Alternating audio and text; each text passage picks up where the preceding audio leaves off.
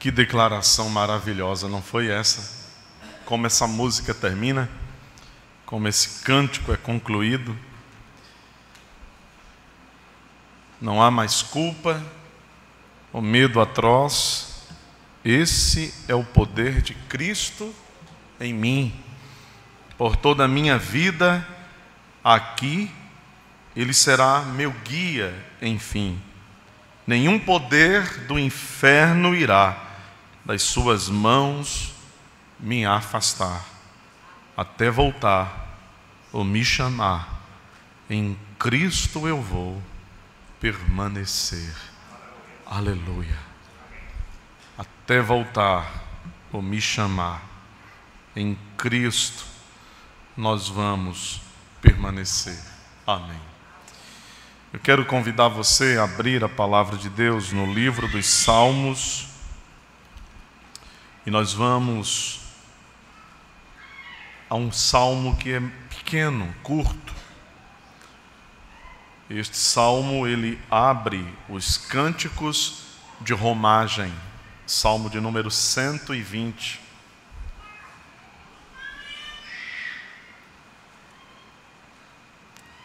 Salmo de número 120.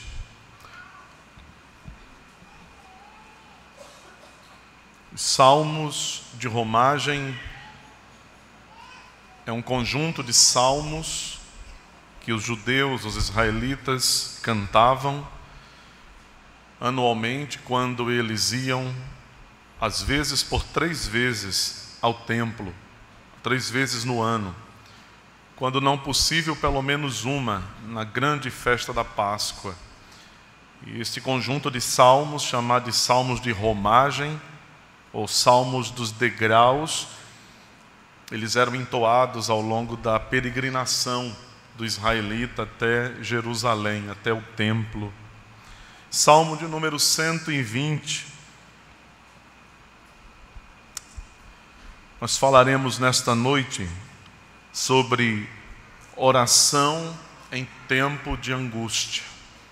Oração em tempo de angústia. Diz assim a palavra de Deus: na minha angústia clamo ao Senhor e Ele me ouve. Senhor, livra-me dos lábios mentirosos, da língua enganadora.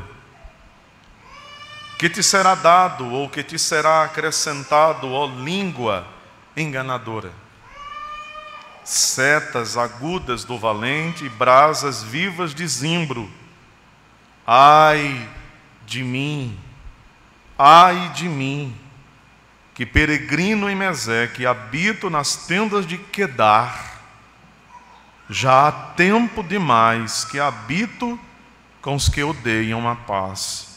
Sou pela paz, quando porém eu falo, eles teimam pela guerra.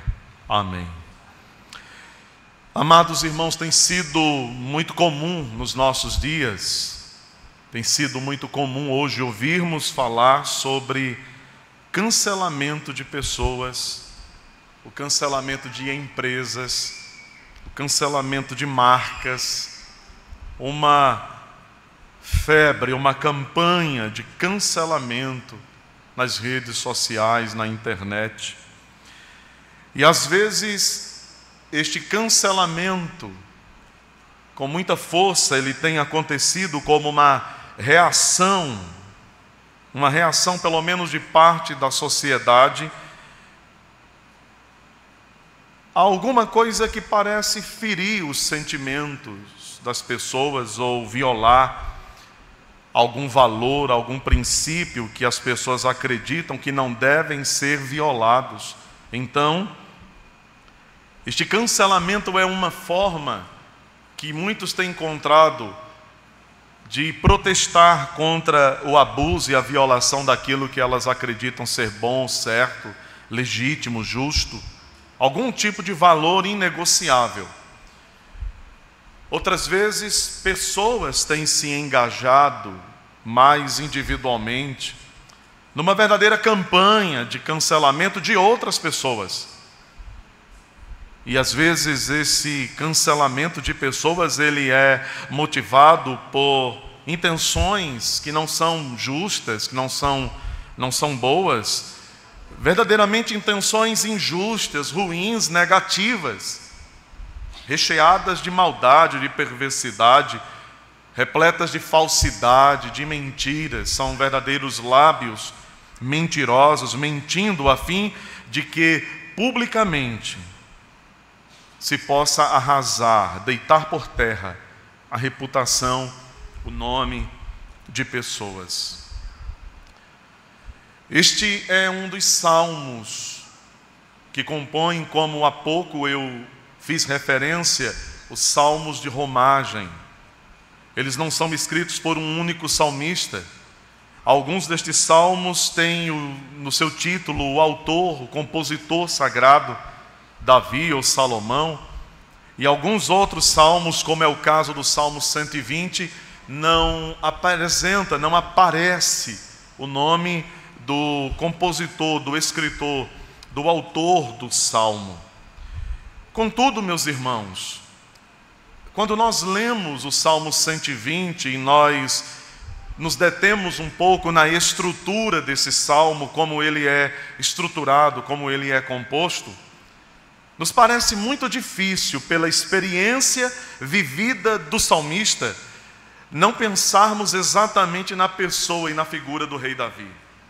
Na pessoa do grande salmista de Israel, Davi, o grande salmista por excelência. Essas experiências, ou a experiência da oração no meio do turbilhão da angústia vivida pelo salmista, parece nos colocar frente à experiência de Davi, quando ele se achava perseguido, debaixo da perseguição, da fúria do rei, à época do rei de Israel, o grande rei Saul. E aqui nessa noite, olhando para este salmo, seguindo um dos grandes reformadores da igreja, seguindo Calvino, aqui dando as mãos a Calvino, por que não?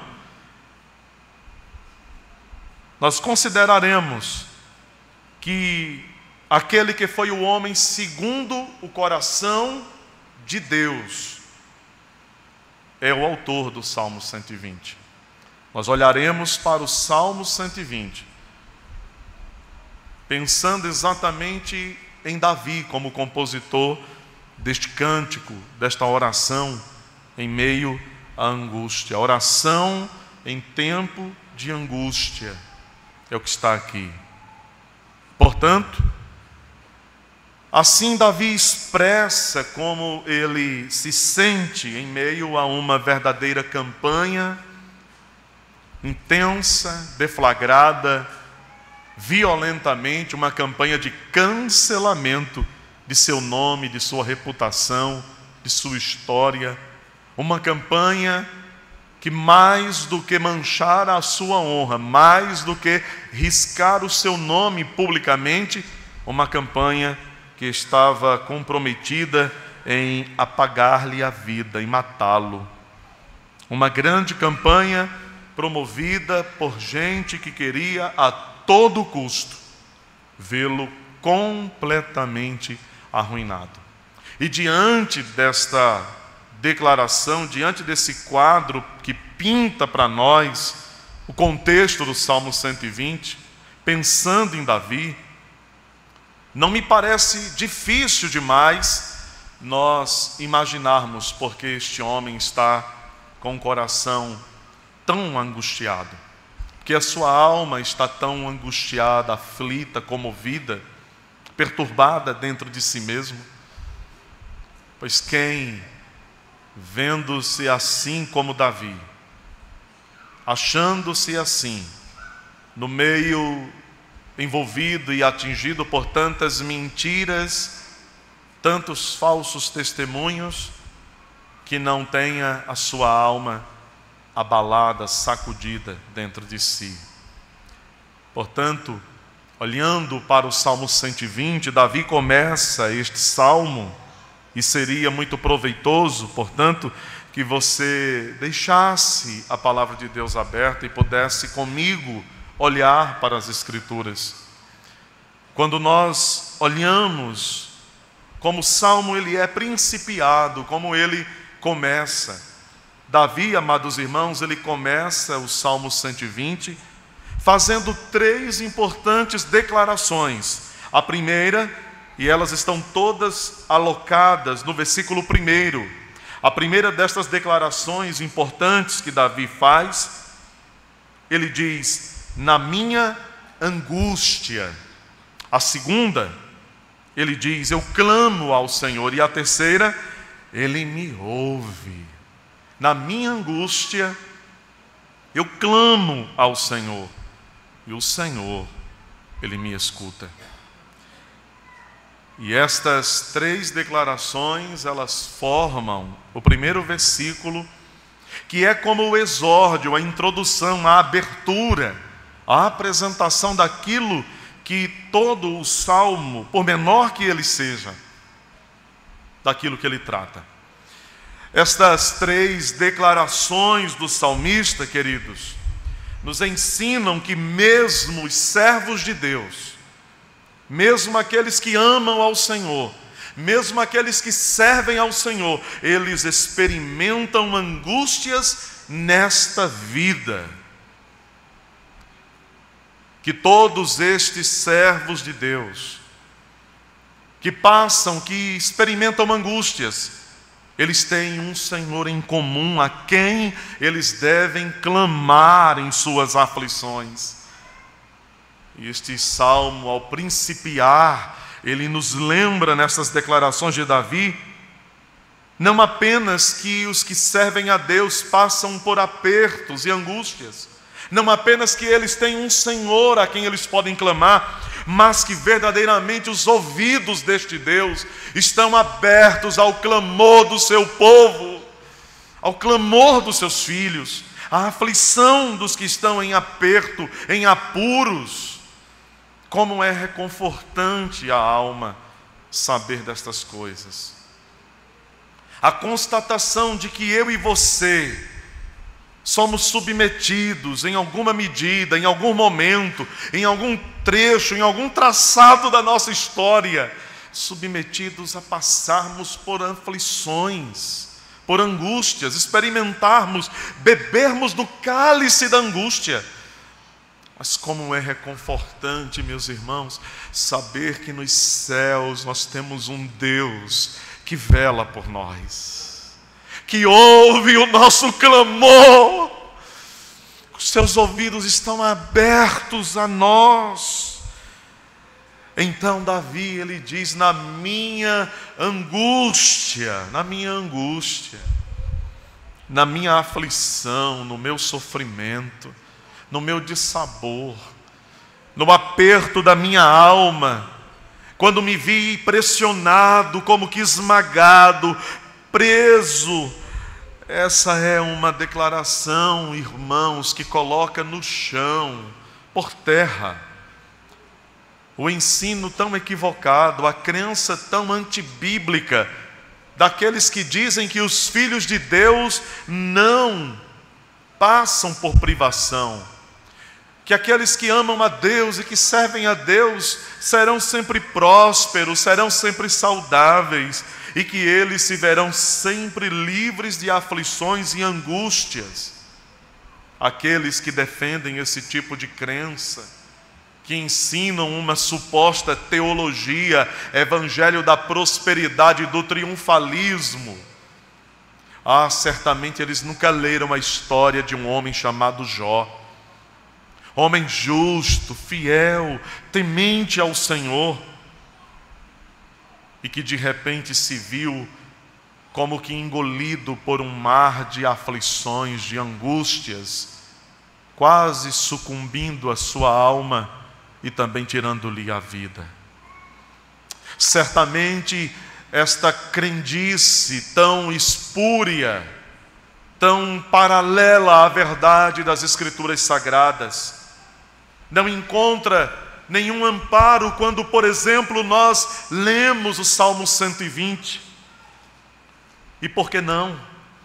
Porque o homem que escreveu este salmo, meus queridos irmãos, O homem que compôs este cântico, oração tão precioso, ele é o homem perseguido pelo rei, mas ele é também o homem segundo o coração de Deus.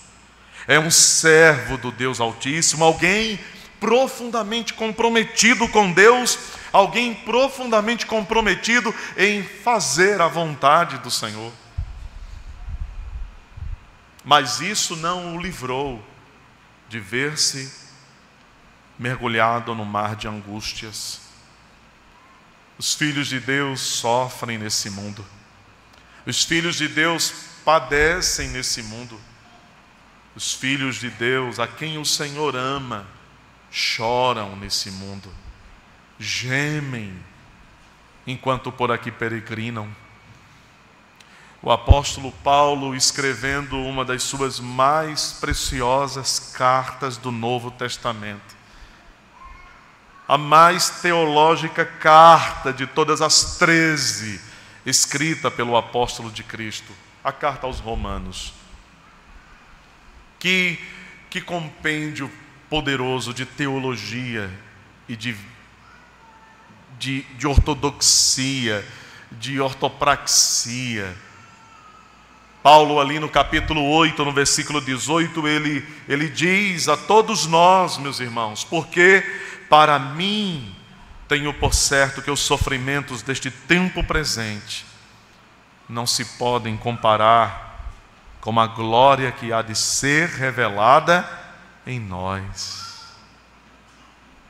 Ele fala, portanto, de sofrimentos do tempo presente, do agora, do hoje, do já.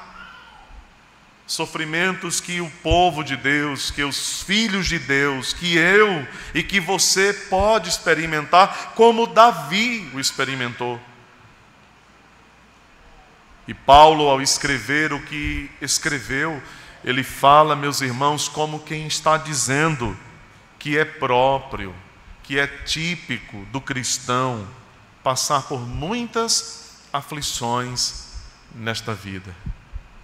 Até o dia em que ele se veja completamente livre de todo o mal, de todo o engano, de toda mentira, de toda perseguição, de todo o ataque.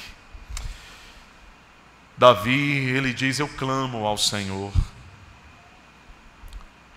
Eu clamo, eu grito do fundo da minha alma, porque clamar não é simplesmente orar. Clamar não é simplesmente expor a Deus o que nós precisamos, mas clamar é uma expressão carregada de ênfase, carregada de profundidade. Aquele que clama é aquele que grita de toda a sua alma diante de Deus, que pode ouvi-lo. Eu clamo ao Senhor, isso quer dizer então que o homem que escreveu estas palavras, que o homem que clamou diante de Deus, ele olhou na direção certa, queridos. E essa é uma grande exortação a todos nós, que variavelmente possamos experimentar sofrimentos nesta vida, que nós também saibamos colocar os nossos olhos na direção certa, quando estivermos em aflições, que nós saibamos olhar na direção correta. Nós nos lembramos, por exemplo, de quando Jeremias, profeta do Senhor, ele estava aprisionado, porque ele havia proclamado a palavra de Deus ao rei, e a palavra de Deus, ela havia incomodado, ela havia ferido o orgulho do rei, a palavra de Deus havia inquietado, provocado os ânimos contrários, como é ainda hoje. Pregue a verdade, os homens taparão os ouvidos, grite a verdade nas ruas, eles lhes atirarão pedras, porque eles são inimigos da verdade, porque eles reputam a verdade como algo que não merece espaço diante deles, lugar diante deles. Mas a verdade é sempre a verdade. E Jeremias está preso, Ele está aprisionado no cárcere porque ele falou a verdade que é segundo Deus. Porque a verdade em sua boca provocou a ira do rei. E Jeremias ali na prisão, atrás das grades, aprisionado, o Senhor vai a ele. E o Senhor diz: Jeremias, invoca-me e responder-te-ei. Anunciar-te-ei coisas grandes e ocultas que você não conhece ainda. O que Deus está dizendo? Jeremias, você está nessa prisão, meu servo, mas olha na direção certa. Olha na direção do teu Deus. Olha na direção daquele que não te esquece, daquele que está com você mesmo quando você está nesse cárcere, porque eu não te abandonei. É isso que o Senhor está dizendo. Deus tem prazer, meus irmãos, Deus tem prazer que seus filhos clamem a Ele. Ele espera que nós façamos exatamente isso. Sempre que nós nos acharmos, sempre que nós estivermos em apuros nessa vida, Ele quer que nós olhemos na direção dEle. Ele quer que nós coloquemos os olhos no trono da graça. Ele quer que nós clamemos, porque Ele se agrada de atender os seus filhos. Por isso, porque Ele é o Deus que se agrada do clamor, porque Ele é o Deus que gosta, que quer que cada um dos seus filhos, olhando na direção dEle, clamem por Ele profundamente, intensamente. É por isso que Ele nos deu tão precioso dom da oração. A oração é verdadeiramente um dom, é um presente verdadeiramente de Deus. Ele nos dá de graça o privilégio de falar com Ele. Ele não marca hora, não funciona como atendimento no médico, que você tem que marcar a hora, marcar o dia, esperar às vezes dias e dias. Não é como você acessar os homens empoderados deste mundo, que você precisa agendar com eles um momento, um horário, e olhe lá se você conseguir uma audiência. O Deus Todo-Poderoso, o Senhor, o Altíssimo, o Criador dos céus e da terra, aquele que fundou este universo pelo poder de sua palavra, você não precisa marcar hora com Ele, você não precisa esperar dias para falar com Ele, você pode dirigir os seus olhos na direção dEle pela fé, e você pode abrir a sua boca, e você pode abrir o seu coração, e não importa a hora do dia ou da noite, não importa o lugar, Ele vai ouvir a sua oração. Então Ele diz, Ele me ouve, é o que Ele diz no Salmo. Na minha angústia eu clamo, na minha angústia eu me dirijo a Deus. Na minha angústia, Deus me escuta, Ele me ouve. E aqui Ele expressa sua total confiança de que não foi em vão dirigir o seu clamor a Deus. Não pense você que chorar na presença de Deus, que derramar a sua alma na presença de Deus, que elevar a Ele o seu clamor foi em vão, foi inútil. Não, ainda que você não escute o sussurrar de um vento, ainda que você não sinta na sua carne nenhuma reação a isto, ainda que os seus olhos não vejam nem nada diante deles, ainda que os seus ouvidos não escutem uma única palavra, Deus está ouvindo a sua oração. Ele o ouve, Ele o escuta. Ele ouve. Ele é o único Deus vivo que vê. Ele é o único Deus vivo que fala. Ele é o único Deus vivo que sente a nossa dor. Ele é o único Deus que ouve a nossa oração. Seja louvado o seu nome, para sempre louvado.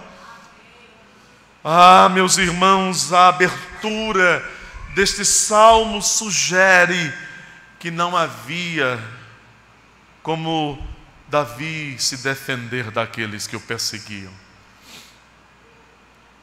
A maneira como este salmo ele começa, ele está dizendo para nós que este homem está tão perseguido, tão aflito, tão angustiado, que não havia como ele se defender das bocas mentirosas, dos lábios fraudulentos, das bocas que falavam mentira, da língua que enganava, daqueles que davam falso testemunho a fim de destruí-lo,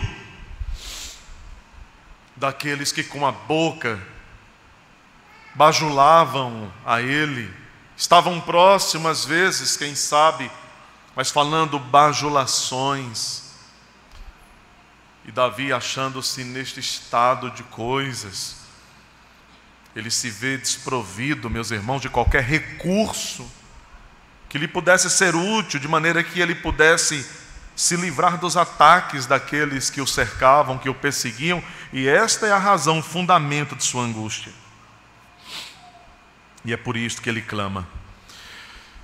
Os versículos de 2 a 4 deste salmo, Davi ele está expondo exatamente o motivo, a raiz de seu sofrimento. Ele chama aqui os que o perseguem de mentirosos e enganadores. Mas note você, Davi vai dizer o que estes homens, o que estas pessoas perversas mereciam da parte de Deus. Versículo de número 2, 3 e 4. Que te será dado, ou que te será acrescentado, ó língua enganadora? O que é que vocês vão ganhar? O que é que vocês vão obter de lucro? Qual é o benefício de vocês mentindo contra mim, tentando destruir o meu nome, dando um falso testemunho ao meu respeito? Afinal, o que é que vocês ganham com isso? O que vocês lucram com isto, com a mentira, com a bajulação, com o engano, com a falsidade?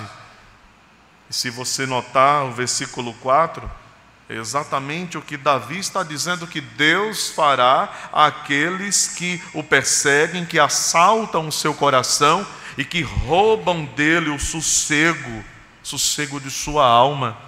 Então, ele diz: setas agudas do valente, flechas afiadíssimas e brasas vivas de zimbro. O zimbro era uma madeira que, quando ela era tocada a fogo, ela conseguia aquecer tão intensamente essa madeira que era um tição que durava muito mais tempo aceso, era uma brasa incandescente que queimava muito. Ele está dizendo: Deus dará a vocês o pago. Ele é o Deus justo que retribui a bondade, que retribui a maldade. Aquilo que o homem plantar, isto também ele colherá. Davi está dizendo: Deus é o meu juiz. E é assim também, meus irmãos, que nós, quando nos virmos atingidos, perseguidos, caluniados, o nosso nome à lama por causa da maldade, da fúria de alguém perverso, nós devemos nos lembrar que o nosso Deus, Ele é o juiz de todas as causas. Ele é aquele que julga todos os justos, que pune os perversos, que dá o pago aos perversos e maus que não se arrependem e que não se voltam para Ele. Livra-me, Senhor, destes homens. Guarda a minha alma, Senhor. O homem, meus irmãos, Davi, lembrando da ocasião em que Saul lhe arremessou uma lança, a lança que ele tinha, para encravar Davi na parede. Davi, o homem que pôde, foi capaz de se desviar da lança atirada tão ferozmente, não foi capaz de se desviar, de se ver livre das mentiras, das calúnias, dos ataques à sua honra, à sua moral, ao seu nome. Veja que situação. Uma situação que escapa à condição de defesa. Não dá para correr. Por mais que você tente fugir, parece que o inimigo está mais perto. Não há como escapar. A ideia aqui é que não há o que fazer.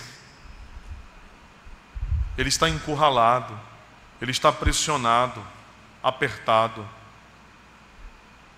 Quando todos os recursos justos, lícitos, que temos às mãos para nos defender, se mostram inúteis, nos resta tão somente clamar a Deus em nossa angústia, para que o juiz de todas as causas nos faça justiça em seu nome. Aqueles que tinham lábios mentirosos, aqueles que tinham língua enganadora, ganhariam o quê? A recompensa viria de Deus contra eles. O juízo de Deus arde contra o coração dos perversos. Calvino disse, e que sabedoria! Assim ele afirmou: é verdade que os homens sentem necessidade do socorro de Deus a todo instante. É verdade que os homens sentem a necessidade do socorro de Deus em todo o tempo, a todo instante. Todavia, não há razão mais oportuna para buscarmos a Deus do que quando somos ameaçados por grande perigo. Quando nós somos ameaçados por grande perigo, não há momento mais oportuno, não há razão melhor para buscarmos a Deus em socorro. O que Davi está fazendo? Nós queremos o socorro de Deus em todo o tempo, mas é quando nós nos vemos encurralados, apertados, que nós encontramos uma razão ainda mais forte para clamarmos a Deus em nossas angústias. As palavras de Davi, elas, embora falem de sua experiência vivida, mas estas palavras deste salmo, elas erguem diante de nós uma outra pessoa. Estende diante de nós uma outra imagem, que é muito maior do que o próprio Davi. Este salmo, muito bem, aponta para o nosso Salvador, para o nosso Rei Redentor. Porque Ele, o Filho de Deus, o nosso Cristo, de quem Davi é um tipo, uma imagem prévia, pequena, limitada, mas aprove a Deus constituir Davi um tipo de Cristo, o seu Filho glorioso. E aqui, meus irmãos, quando lemos da experiência do salmista, se ergue diante de nós a imagem do Filho de Deus, o nosso Salvador, que também se viu cercado de mentirosos, de lábios enganadores, que experimentou a mais profunda angústia em sua alma por tudo aquilo que envolvia o seu sofrimento a fim de que nós fôssemos livres do poder do pecado e do domínio da morte. Ele sofreu em nosso lugar, Ele gemeu em nosso lugar, Ele chorou em nosso lugar, Ele foi literalmente espremido como que numa prensa onde se espreme as azeitonas. É o que a palavra Getsemane significa, prensa de azeite. Foi ali naquele jardim, foi ali naquela noite, aonde aquele que é maior do que Davi foi literalmente esmagado pelo sofrimento que antevia, a fim de que fôssemos salvos pela sua obra na cruz. Portanto, estas palavras são um modelo de paciência para mim e para você também. As palavras do Salmo 120 são agora um modelo de paciência a todos nós. Para todos nós que passamos por algo semelhante, por angústias, não importando a origem, a fonte. No caso de Davi, a mentira, a campanha de cancelamento, sua cabeça posta a prêmio, tragam-no vivo ou morto. Morto é melhor ainda, para não dar trabalho. Mas não importa qual a origem, a fonte da sua aflição, da sua angústia, não importa. Deus é o mesmo Deus que nos convida a orar em tempo de aflição. As palavras do Salmo 120 são verdadeiramente um modelo de paciência para todos nós. Porque se Davi, que era inocente, foi atacado pelas mentiras dos inimigos, se o próprio Senhor Jesus foi atacado e passou por todo o seu sofrimento, por todas estas angústias que lhe coube, nós temos aqui, meus irmãos, no Senhor, muito melhor exercitada a nossa paciência, a fim de que, se necessário for,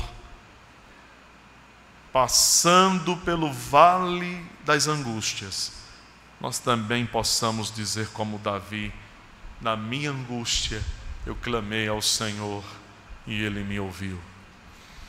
Este é um salmo sobre oração.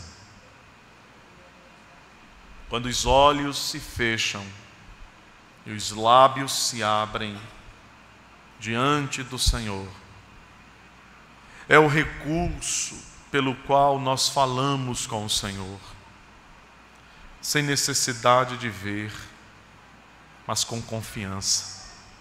Confiança que traduz o que significa fé. Fé é confiar.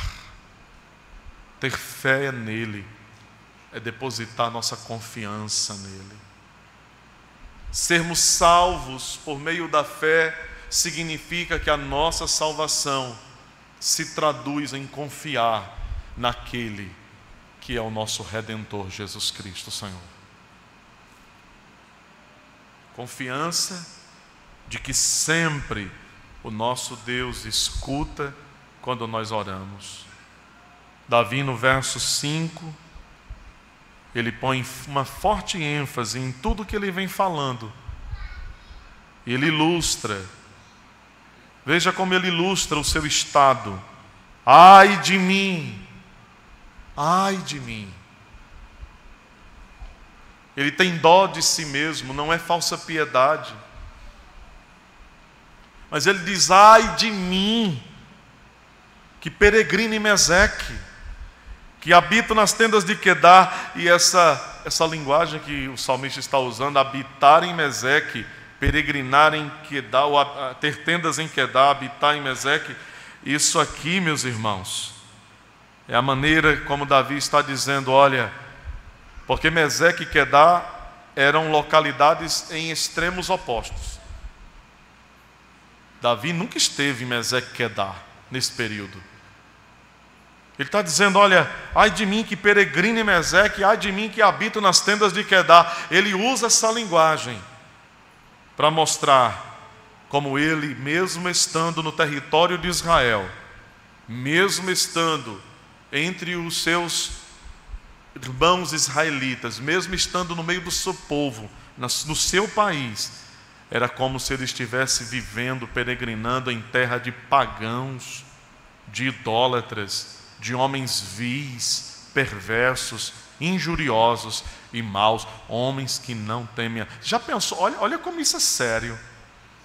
Davi está dizendo que ele vive no meio do povo de Israel, mas é como se ele estivesse vivendo no meio de um povo pagão, porque o povo de Meseque e de Quedá eram homens cruéis, pagãos, indiferentes, insensíveis, maus. E Davi está dizendo: eu vivo como que no meio de gente assim, gente perversa. Veja como ele intensifica isso à medida em que ele vai à conclusão do Salmo, os versos 6 e 7. Já há tempo demais que habito com os que odeiam a paz. Eu habito no meio de gente que odeia a paz. Isso lembra um pouco as palavras de Isaías, não é? Quando ele diante de Deus, ele diz: Senhor, eu sou um homem de lábios impuros, que habito no meio de um povo de impuros lábios. Olha, eu sou um pecador que habito no meio de um povo pecador. Davi está dizendo: eu, Senhor, teu servo, sou como que habitando, sou como quem está habitando no meio de um povo perverso, mau, pagão, gente ruim. Ele descreve essas pessoas como sendo pessoas que não amam a paz, que odeiam a paz. Enquanto ele procura harmonia, enquanto ele procura sossego, o povo no meio de quem ele está ali habitando, aqui e acolá, é um povo contraditório, são homens contraditórios. E quem vive no meio de pessoas contraditórias sabe como isso é difícil, não é? Quando você se vê próximo de gente contraditória, é difícil o relacionamento, é difícil falar, é difícil ouvir, é difícil haver acordo, é difícil haver consentimento, as coisas são tensas. É uma condição de instabilidade, de desconfiança todo o tempo. Davi está dizendo que ele vive assim no meio desse povo. Povo que não ama a paz, que odeia a paz, a tranquilidade. Aquelas pessoas estavam teimando pela guerra, quando ele queria tranquilidade. Então ele termina o Salmo no verso 7. Sou pela paz, quando porém eu falo, eles teimam pelo conflito, pela instabilidade, pela perturbação, pela inquietação. Será que nós somos pessoas assim? Que quando o discurso da paz, da harmonia, da equidade, da tranquilidade vem, nós nos rebelamos e preferimos a contenda, a confusão, a instabilidade, a inquietação? Será? Será que isso se revela em nós de alguma maneira? Este salmo certamente nos ensina como olhar o nosso coração à vista desta declaração, porque nós todos somos filhos do mesmo Deus, em nós habita o Espírito do Deus da glória, as riquezas de Cristo são depositadas em vasos de barro. Quais vasos somos nós? Amemos a paz, amemos o bem, a verdade, a justiça. Olhando, meus irmãos, esse quadro, nós temos então uma noção muito clara da aflição de Davi.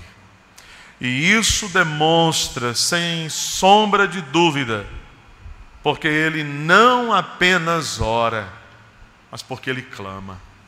Como eu disse, clamar é mais do que orar, é gritar com a alma, é gritar a plenos pulmões, é gritar do profundo do coração. Assim, meus irmãos, nós aprendemos com Davi como lidar com as nossas angústias. Aprendemos com este servo de Deus como lidar com as angústias que possam nos alcançar nessa vida. Colocando os olhos em Deus, não tire os seus olhos de Deus. Se você no seu pior momento desviar os seus olhos da cruz de Cristo, você perceberá que tudo vai afundar rapidamente. Não permita que o sofrimento desloque os seus olhos da cruz de Cristo para qualquer direção. E onde Cristo está? Ele está entronizado nos céus. Onde os nossos olhos devem estar direcionados? Aonde Cristo está nos céus, no trono da graça, trono este, que a todos os filhos de Deus Ele diz: venham, acheguem-se, aproximem-se com confiança, não com medo, porque vocês já foram lavados com água pura, porque o sangue de Jesus Cristo, seu Filho, já nos purificou de todo pecado, e nós temos o acesso a Ele, ao trono da sua graça. Aprendemos que o nosso Deus gosta do clamor do seu povo.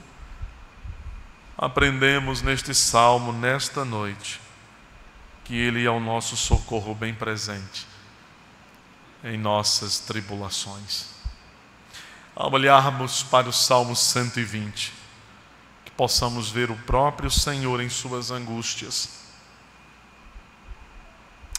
e assim possamos, como Davi, mas como o próprio Senhor, orar em tempo de aflição. Amém. Amém. Nós vamos à mesa do Senhor nesse momento.